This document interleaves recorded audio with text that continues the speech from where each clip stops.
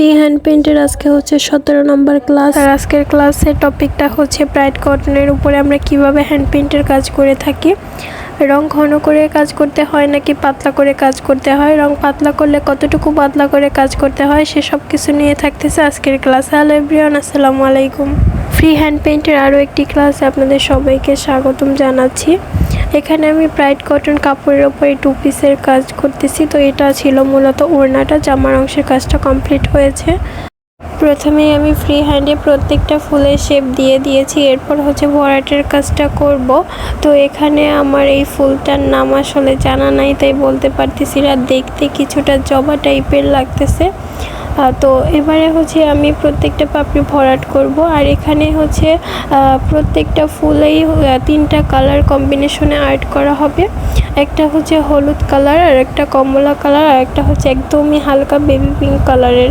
তো দেখতে কিন্তু বেশ চমৎকার লাগতেছে 3টা কালার কম্বিনেশনে। তো এখানে আমি প্রথমেই কিছুটা পাপড়ি হচ্ছে হলুদ কালারটা দিয়ে দিয়েছি, এরপর বাকিগুলা পাপড়ির কিছুটা হবে কমলা কালার আর গোলাপি কালার, এভাবে করে দিয়েছি। এবারে আসি যে ব্রাইট কটন কাপড়ের উপরে হচ্ছে রঙের ঘনত্বটা কীরকম হবে। এক একটা ফেব্রিকের কিন্তু এক এক রকম ঘনত্বে হচ্ছে রং দিয়ে কাজ করতে হয়। কিছু ফেব্রিকে হচ্ছে রং ঘন করে কাজ করতে হয়, আর নয়তো কিন্তু ছড়িয়ে যায় পাতলা করে দিলে। হ্যাঁ, আবার কিছু ফেব্রিকে হচ্ছে রংটা অনেকটা পাতলা করে কাজ করতে হয়। আর যদি ওই ক্ষেত্রে আপনি ঘন রং দিয়ে কাজ করেন, তাহলে দেখা যায় যে পেইন্টের জায়গাটা অনেক বেশি হার্ড হয়ে যায় এবং স্টিকারের মতো লাগে।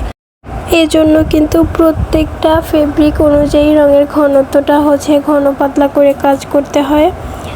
আমি যেহেতু ব্রাইট কটন কাপড়ের উপরে কাজ করতেছি, এখানে অবশ্যই হচ্ছে আমার রঙের ঘনত্বটাকে অনেক বেশি পাতলা রেখে কাজ করতে হবে। এটা কিন্তু মানে এনকে দিয়ে তারপর হচ্ছে পাতলা করতে হবে, কোনো প্রকার কিন্তু পানি মিক্স করা যাবে না। অনেক সময় দেখা যায় যে যারা খুব বেশি দক্ষ না হন কাজে, তারা যদি পানি মিশিয়ে ফেলেন রঙের মধ্যে, তাহলে কিন্তু ব্যালেন্স করতে পারবেন না, রঙগুলো ছড়িয়ে যাবে। হ্যাঁ, এখানে খুবই দক্ষ যারা আছেন তারা কিন্তু চাইলে মানে মিক্স করে কাজ করতে পারেন। তো আমি আপনাদেরকে সাজেস্ট করব পানিটা না মেশানোর জন্যই রেডি যে কালারগুলো আছে ওগুলোতে হচ্ছে এনকে মিশিয়ে একদমই পাতলা করে তারপর হচ্ছে ব্রাইট কটন কাপড়ের উপরে কাজ করতে হবে। রংটাকে অনেক বেশি পাতলা করে তারপর যদি ব্রাইট কটন কাপড়ের ওপরে কাজ করেন, তাহলে কিন্তু রংটা একটুও ছড়িয়ে যাবে না, আর ডিজাইনটা কিন্তু অনেক বেশি সফট থাকবে।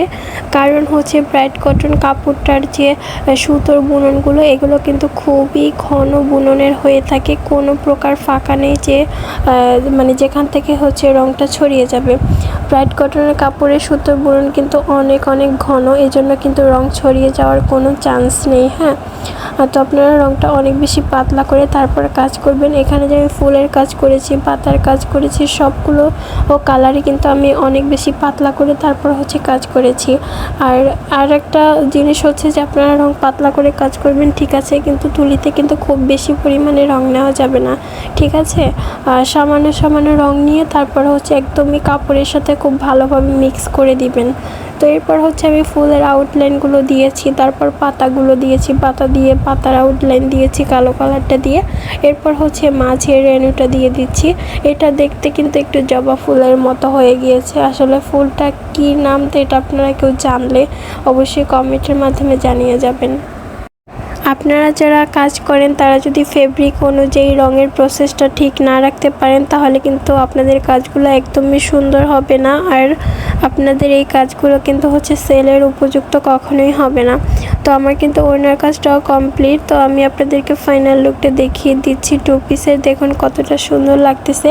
আর এই ডিজাইনের জায়গাগুলো কিন্তু অনেক বেশি সফট হয়েছে, মনেই হয় না যেটা হাতে পেন্ট করেছি, মনে হচ্ছে ডিজিটাল প্রিন্টেড 2 পিস।